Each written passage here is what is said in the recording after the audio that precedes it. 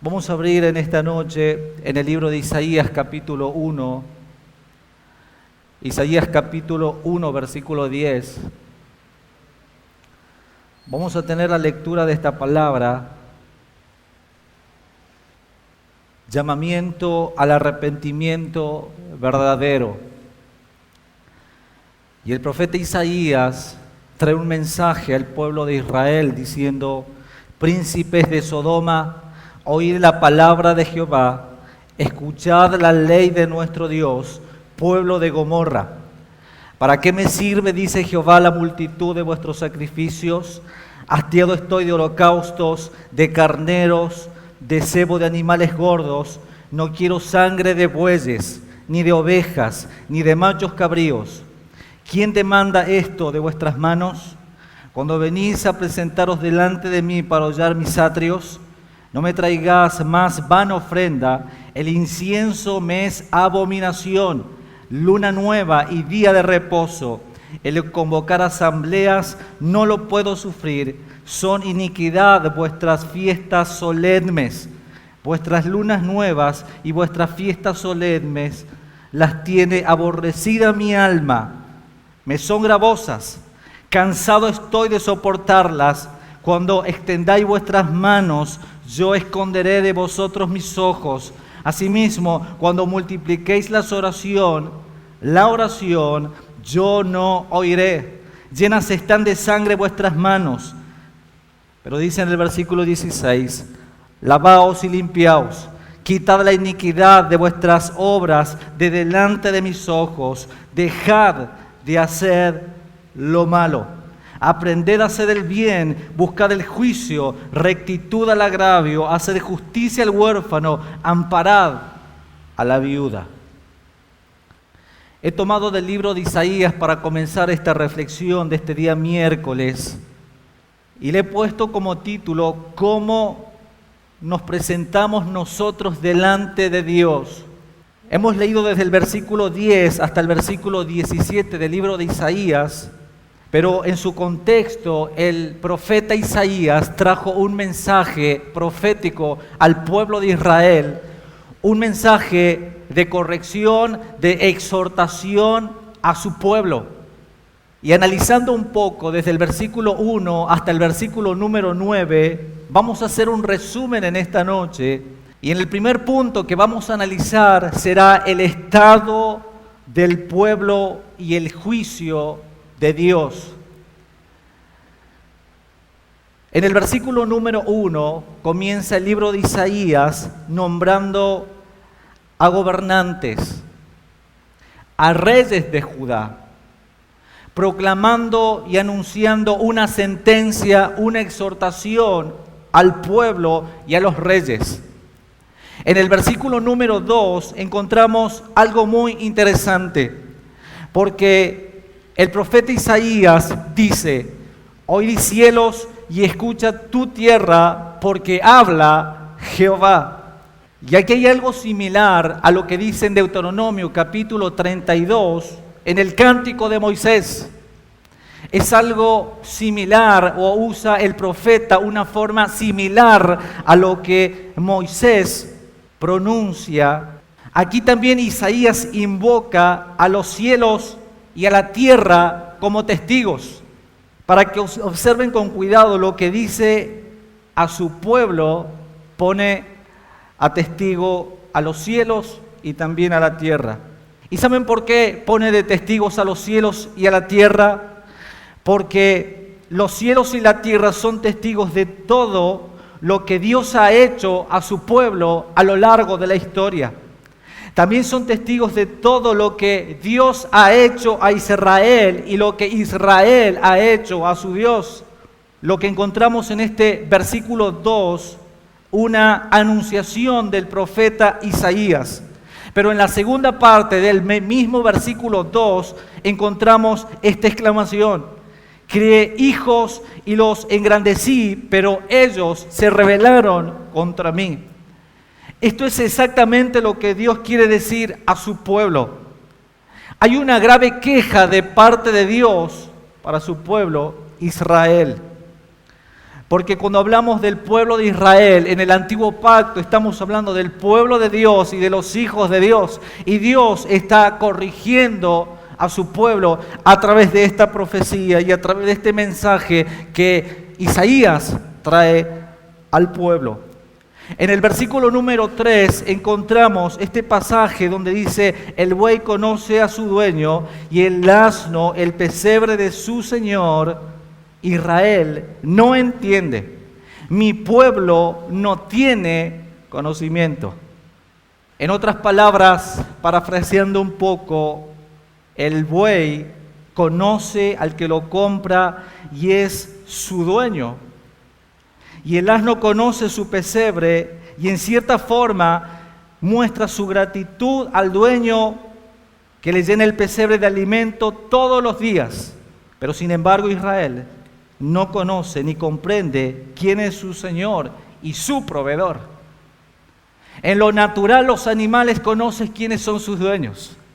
Los gatos, los perros, los animales con su olor, con la voz, sabe cuando llega su amo y lo sigue y le pide alimento.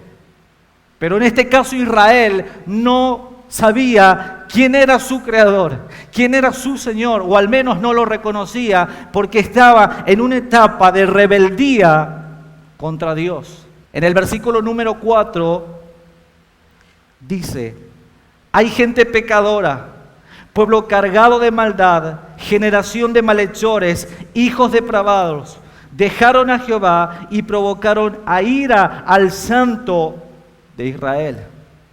La amargura y lamentación de Dios sobre Israel se ha convertido en una queja contra su propio pueblo a causa de su pecado. Y esta queja ahora se describe en un detalle muy contundente. En otras palabras, Dios hace una exclamación al pueblo y le dice: ¡ay, nación pecadora! ¡Ay, pueblo cargado de iniquidad! Han abandonado al Señor. Isaías empieza a nombrar a este pueblo diciendo: han abandonado al Señor, han rechazado al Santo de Israel, le han vuelto la espalda y se han revolcado en sus iniquidades. En el versículo número 5 dice: ¿por qué querréis ser castigados aún todavía? ¿Os rebelaréis? Toda cabeza está enferma y todo corazón doliente. En otras palabras, lo que el profeta estaba diciendo al pueblo: todavía quieren recibir los golpes, todavía quieren recibir la reprensión.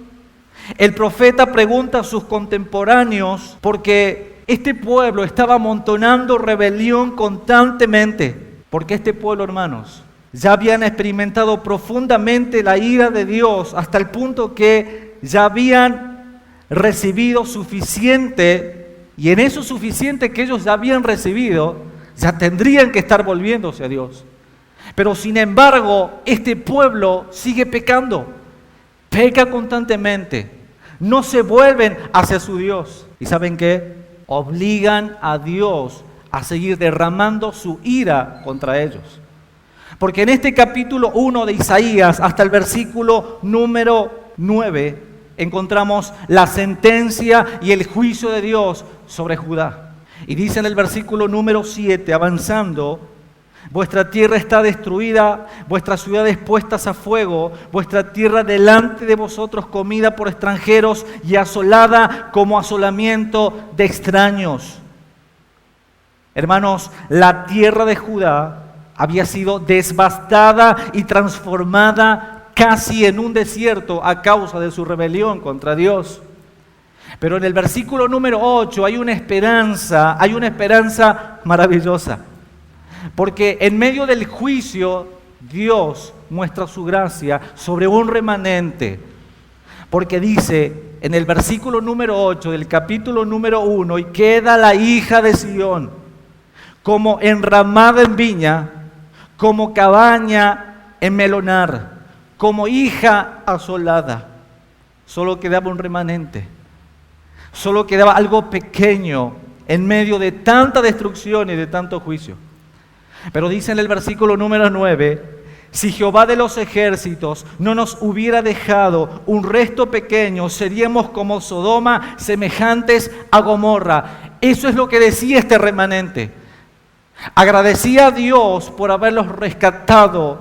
Agradecía a Dios de no ser semejantes a Sodoma y a Gomorra. Pero vemos a partir del versículo número 10 una fuerte corrección y exhortación de parte de Dios. Porque a partir del versículo número 10 hay ofensa a través de un mensaje. A través del versículo número 10 que dice: príncipes de Sodoma, oíd la palabra de Jehová, escuchad la ley de nuestro Dios, pueblo de Gomorra. Dios estaba tratando al pueblo de Israel como Sodoma y como Gomorra. A causa de sus rebeliones, Dios estaba tratando como Sodoma y Gomorra a los reyes y a este propio pueblo.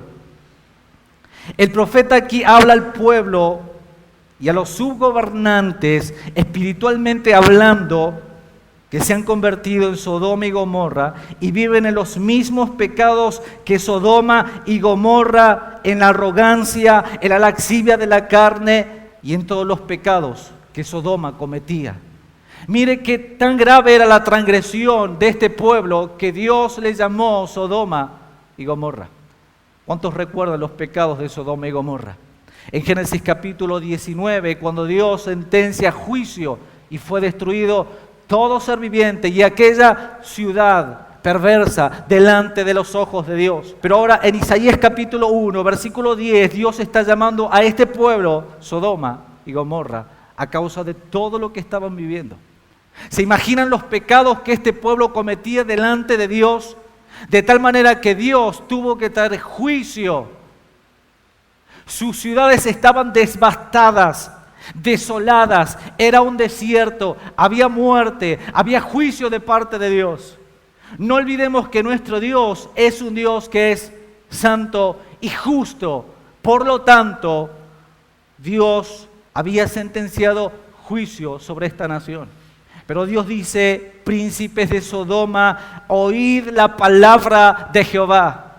A esta generación y a este pueblo perverso, Dios le dice: escuchen mi palabra. Y Dios le dice: escuchad la ley de nuestro Dios, pueblo de Gomorra.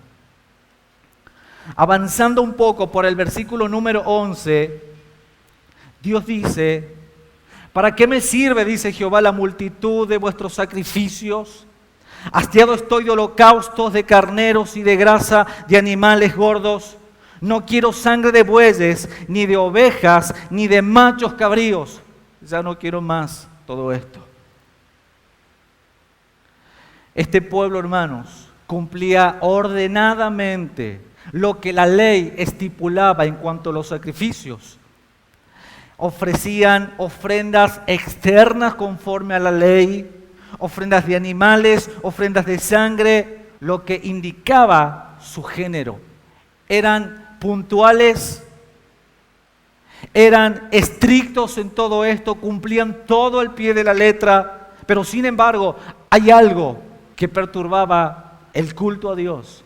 Hay algo que perturbaba la reverencia a Dios y que Dios recibe su ofrenda como un olor grato a ellos. Todo lo contrario a lo que sucedía en el reinado del rey Jotam. En 2 de Reyes capítulo 15, versículo 32. Y el rey Jotam hizo lo bueno delante de los ojos del Señor. Pero durante el tiempo del culto que se realizaba en los tiempos de Isaías, este pueblo ofrecía sacrificios vanos, ofrendas que eran desagradables delante de los ojos de Dios, porque Dios no podía recibir tales ofrendas. En el versículo número 15 dice: cuando extendáis vuestras manos, yo esconderé de vosotros mis ojos. Asimismo, cuando multipliquéis la oración, yo no oiré. Llenas están de sangre vuestras manos. Llenas están de sangre vuestras manos. Y claramente Dios no recibía las oraciones de este pueblo. No recibía la oración de este pueblo que llegaba delante de Dios con una actitud irreverente a su casa. De tal manera que en toda la Biblia nos muestra que Dios jamás va a escuchar la oración de un pecador y de los hipócritas. ¿Cuál es la oración que Dios oye? Del pecador que se arrepiente delante de Él. Sin embargo, hermanos, las manos de los judíos, de los israelitas, estaban manchadas de sangre.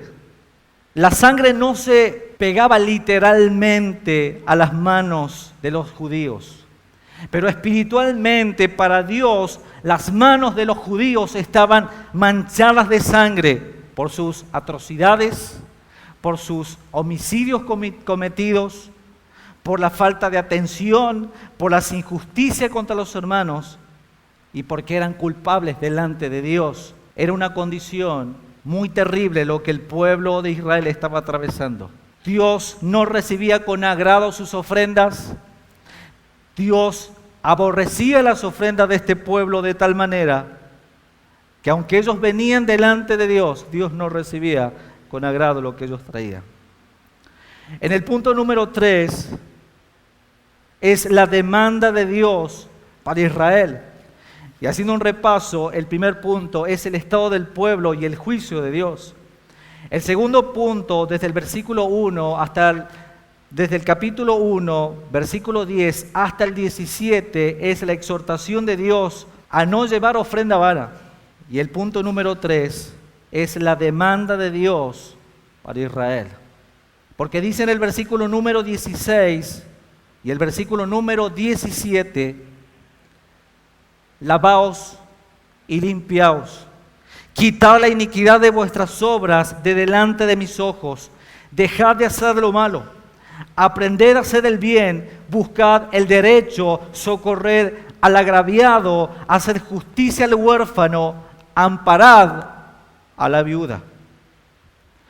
Y aquí viene Dios con una petición al pueblo. Aquí viene Dios con una petición y un llamado al arrepentimiento a este pueblo rebelde e inicuo a causa de sus acciones. Este pueblo hasta aquí había hecho lo malo y enojado a Dios con su oración y con su culto hipócrita. Ellos debían purgarse de sus pecados. Debían arrepentirse y debían limpiar sus corazones de todas sus iniquidades. Este pueblo necesitaba humillarse delante de Dios. Hermanos, en este resumen que hemos hecho de estos versículos, parafraseando muchas cosas de lo que Dios había dicho a su pueblo, ¿ustedes creen que me hacen sonreír cuando llegan al templo y ofrecen estos sacrificios cargados de pecados, cargados de iniquidad en sus corazones? Externamente lo hacen todo bien. Externamente y visiblemente hacen todo bien. Pero ustedes creen que conmueven mi corazón al traer estos sacrificios delante de mi presencia. Dice Dios a través de Isaías, el profeta, justo lo contrario, porque saben que parece a modo gracioso, pero en otras palabras, parafraseando, me ahogo en el humo de su incienso, porque es desagradable delante de mis ojos. No lo puedo soportar. ¿Cómo pueden confesar pecados de los que ni siquiera se percatan? ¿Cómo pueden alabarme cuando no tienen ni la más mínima idea de quién soy yo? Todo es falso, todo su culto es falso, es un espectáculo todo lo que ustedes hacen delante de mi presencia. Matan animales, me ofrecen incienso, hacen rituales, hacen todo conforme a la ley, pero sin embargo hay asesinatos, hay homicidio, hay rencor en sus corazones, tienen sus manos manchadas de sangre. ¿Cómo creen ustedes que yo puedo recibir su ofrenda? Eso es lo que estaba sucediendo en Isaías capítulo 1. Eso estaba sucediendo en este pueblo. Muchas veces hemos leído Isaías capítulo 1 y hemos remarcado la limpieza que Dios hace a través de cuán oscuro sea nuestro pecado, Dios purifica y limpia.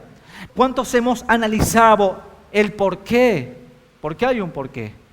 Hay un porqué del llamado de Dios al arrepentimiento a este pueblo. Y el porqué era que estaban cargados de iniquidad. Así se presentaban los hijos de Dios delante de la presencia de su Dios en el antiguo pacto. Y Dios rechazaba su ofrenda. Dios rechazaba su culto. Dios rechazaba sus peticiones. Dios rechazaba todo lo que ellos ofrecían a Dios. Y qué situación muy triste. Porque ellos pensaban que hacían bien. Ellos pensaban que llegaban al lugar santo de Dios y Dios recibía lo que ellos ofrecían. Pero era todo lo contrario. Dios no recibía lo que ellos ofrecían. Hay una gran lista de lo que Israel ofrecía a Dios. Por ejemplo, a Israel Dios le dice: he tenido suficiente de esto. He tenido una suficiente cantidad de sacrificios, una cantidad de ofrendas de carneros y de grasa, una cantidad de sangre de toros, corderos y cabras, una cantidad de incienso, de festivales de luna nueva. He tenido una cantidad de fiestas solemnes, pero ¿saben qué? He tenido una cantidad también de gente oprimida, asesinos en la ciudad, sobornos y huérfanos y viudas que son ignorados. Todo esto cometía el pueblo de Israel, pero sin embargo ellos iban y cumplían con Dios.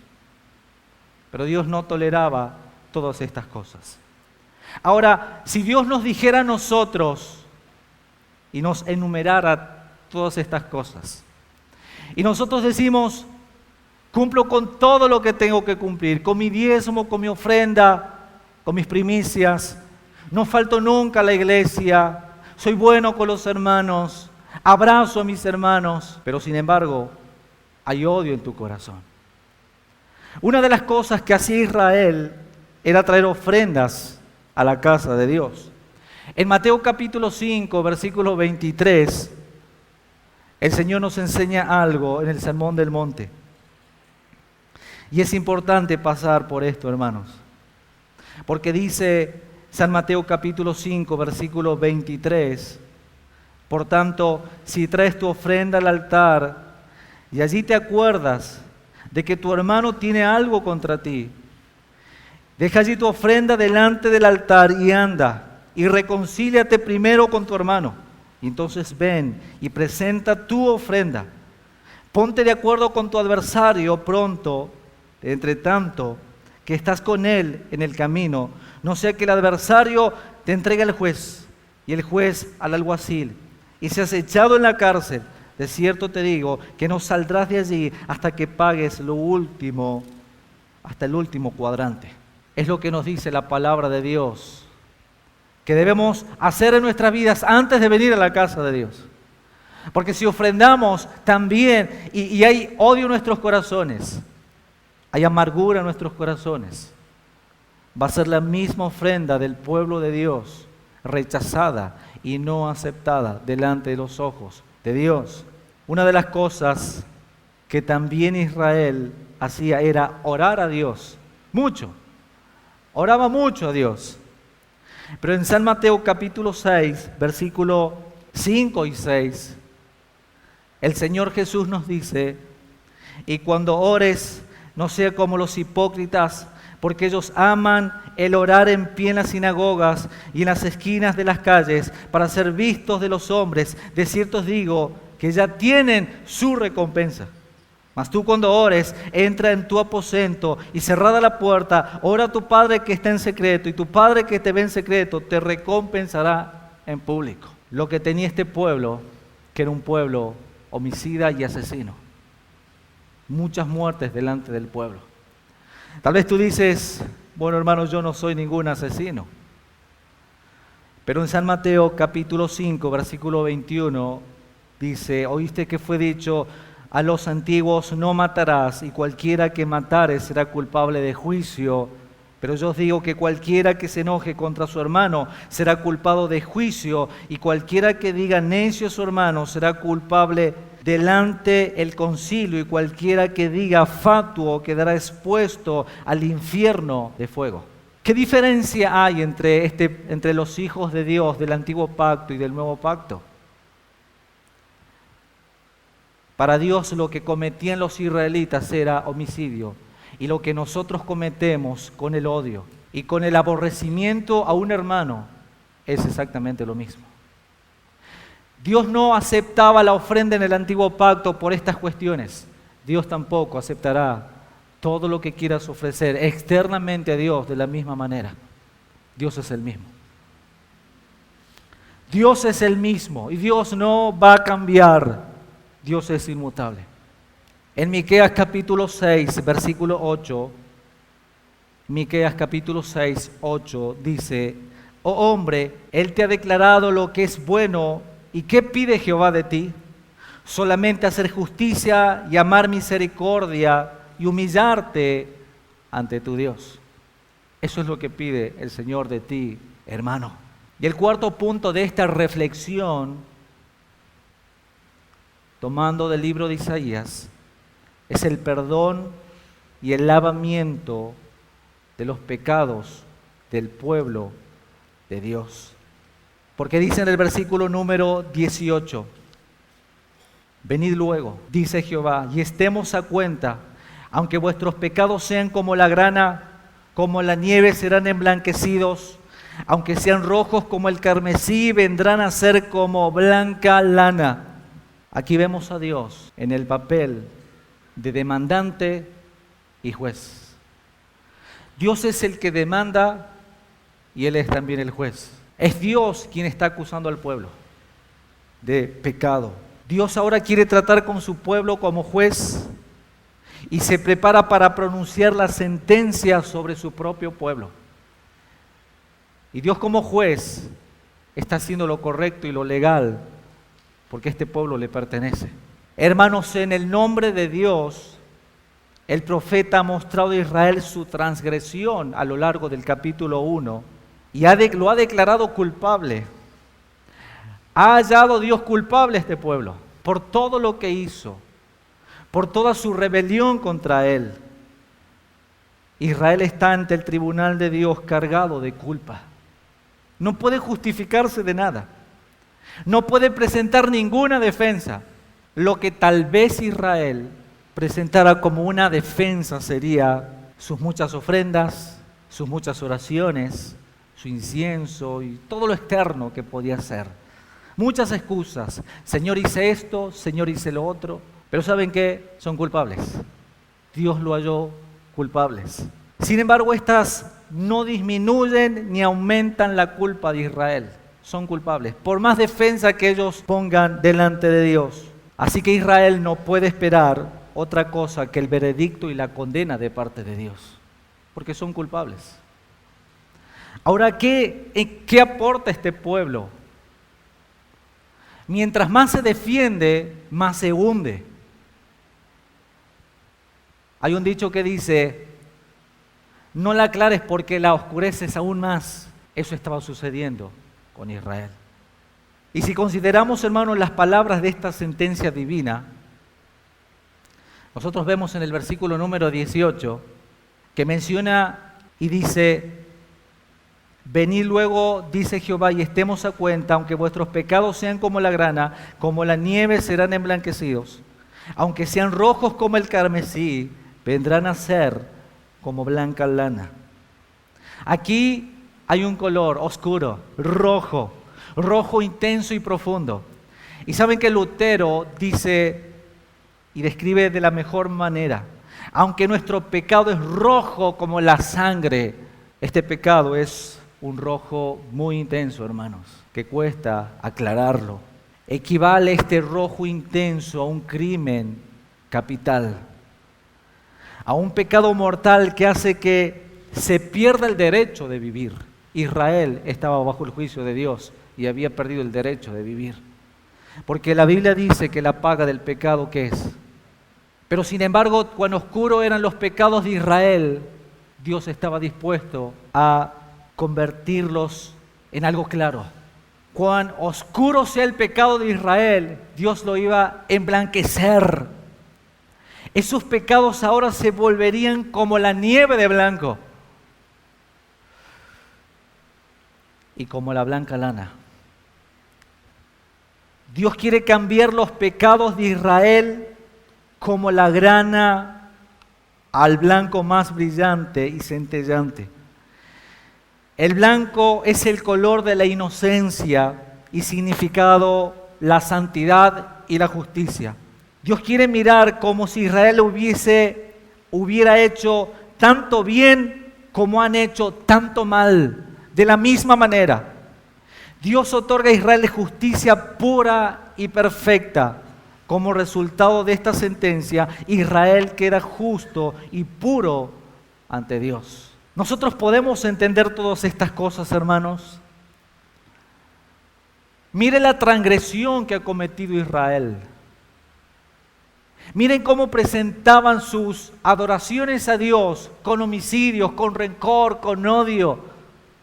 Pero sin embargo, Dios se presenta a ellos corrigiendo sus vidas, mostrando su pecado, pero también a la vez llamando al pueblo al arrepentimiento y diciéndole: no importa de qué color sea su pecado, si es de color como la sangre, van a ser blancos como la nieve. Dios quería perdonar a este pueblo. Dios quería transformar a este pueblo. Este pueblo necesitaba el perdón de Dios. ¿Qué aportaba este pueblo para su salvación? Pecado. ¿Qué aportaba este pueblo para su restitución? Pecado, pecado y más pecado. Porque no hacían nada bueno. Jonathan Edwards dice: tú no aportas nada a tu salvación, excepto el pecado que lo hizo necesaria. Todo pecador necesita arrepentirse de sus pecados. Hermanos, esa sentencia de Dios es el Evangelio en el grado más alto. Nosotros en el libro de Isaías también encontramos el mensaje del Evangelio, porque Israel se presentaba ante Dios ofreciendo un culto hipócrita, un culto desagradable delante de Dios. Se presentaban en sus atrios y no en reverencia, sino cargados de iniquidad. Pero sin embargo, Dios muestra su gracia.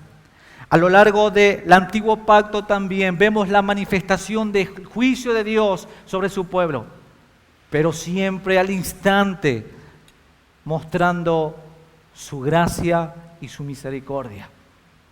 Aquí nosotros, hermanos, aprendemos lo que significa la gracia y la justificación de Dios para el hombre pecador, porque la intención de esta extraordinaria sentencia de parte de Dios es alcanzar a todos los pecadores que junto con Judá llevan la misma culpa y condenación. Los pecadores están ante el tribunal de Dios cargados con vil injusticia. Su culpa roja con sangre oprime su conciencia. Su propia conciencia tiene que pronunciar la sentencia: somos condenados, hijos de ira, y no pueden esperar otra sentencia del Dios justo. Pero sin embargo Dios le dice: tus pecados, aunque sean como la grana, serán blancos como la nieve.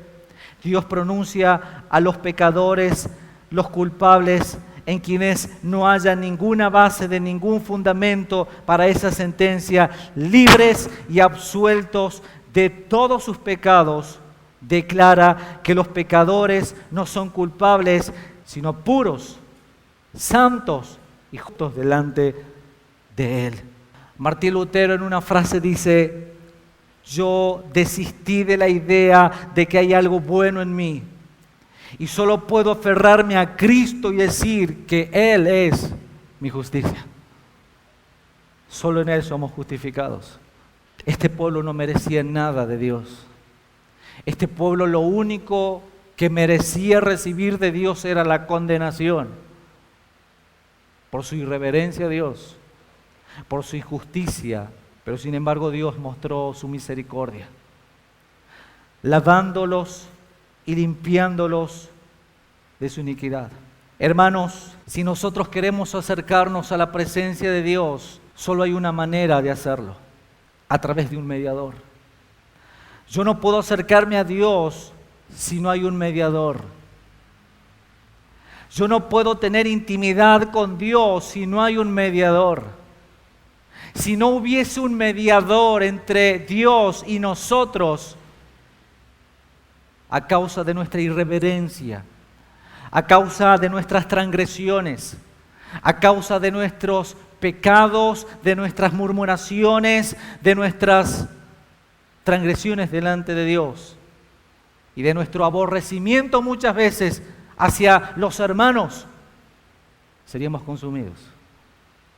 Pero a causa que tenemos un mediador que intercede por nosotros, que ha sido propicio para nosotros, que murió en la cruz del Calvario por nosotros, que Él es nuestra justicia, a causa de Él somos aceptados, porque cada día sobrevivimos y vivimos a causa del Evangelio.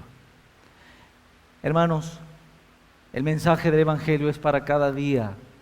El mensaje del Evangelio es lo que nos mantiene vivos espiritualmente. Por medio del mediador podemos acercarnos ante el trono de la gracia y alcanzar el oportuno socorro para nuestras vidas. A modo de resumen, quise hacer esta reflexión. A veces cuesta hacer una reflexión tan corta con un tema tan profundo. Pero sin embargo, hermanos, yo creo que Dios nos llama en este tiempo al arrepentimiento a la iglesia. Y sabe que Dios, este tema había puesto ya desde la semana pasada y lo confirmó a través del pastor Eduardo. Y digo, es lo que el Señor quiere hacer a la iglesia, corregir a la iglesia en arrepentimiento. Y que en este año nosotros podamos comenzar participando de los cultos, viniendo a las reuniones y relacionando con nuestros hermanos de la manera adecuada. La semana pasada nos habló de la murmuración y del chisme. Y de este día domingo nos habló del amor hacia los hermanos. Y hoy nos habla de que nosotros debemos arrepentirnos de nuestros pecados porque hemos ofrecido a Dios cosas externas y hemos participado en lo externo, pero sin embargo en nuestro interior hay raíz de amargura, hay pecado, hay odio, hay oraciones que no llegan a la presencia de Dios a causa de situaciones no resueltas contra otros. Es lo que dice en San Mateo capítulo 5. Hermanos, Dios cuando habla a la congregación es por algo. Y que no hagamos oído sordo a la voz del Espíritu cuando nos hable, sino que le digamos, Señor, si tú hablas, es por algo. Tú hablas a mí, Señor. No digamos, el Señor está hablando al hermano del fondo, el hermano que está allá, o al hermano que yo conozco, el Señor me está hablando a mí. Y a quien le habla, hermanos, Dios le habla directamente primero. Primero el Señor confrontó mi vida. Por eso, que con un corazón humilde nos arrepientamos de nuestros pecados y podamos decirle, Señor, perdóname. Padre, queremos darte gracias en esta noche. Queremos darte gracias por tu inmensa misericordia. Queremos darte gracias por tu inmenso amor. Gracias por la corrección por medio de tu palabra. Gracias, Señor, porque tú eres propicio en nuestras vidas. Porque tú, Señor, conoces nuestro corazón. Conoce nuestros pensamientos, conoce nuestra manera de vivir, conoce, Señor, hasta lo más profundo de nuestro corazón. Yo no me puedo ocultar, yo no te puedo esconder nada, yo no puedo, Señor, tener aún nada que tú no lo sepas. Ciertamente tú todo lo sabes, porque tú eres quien escudriña hasta lo más profundo de nuestro corazón. Señor, que a través de esta reflexión podamos meditar en tu palabra y que podamos entender, Señor, que tú eres el Dios de juicio, de ira, pero que por medio de tu Hijo Jesucristo, Señor, eres propicio para nosotros y permitiéndonos, Señor, entrar al trono de la gracia a través de tu misericordia y a través de la sangre que descansa en tu altar, Señor. te damos toda la gloria. Perdona nuestras transgresiones. Perdona, Señor, porque cuántas veces hemos venido a tu presencia con cuántas cosas en nuestros corazones.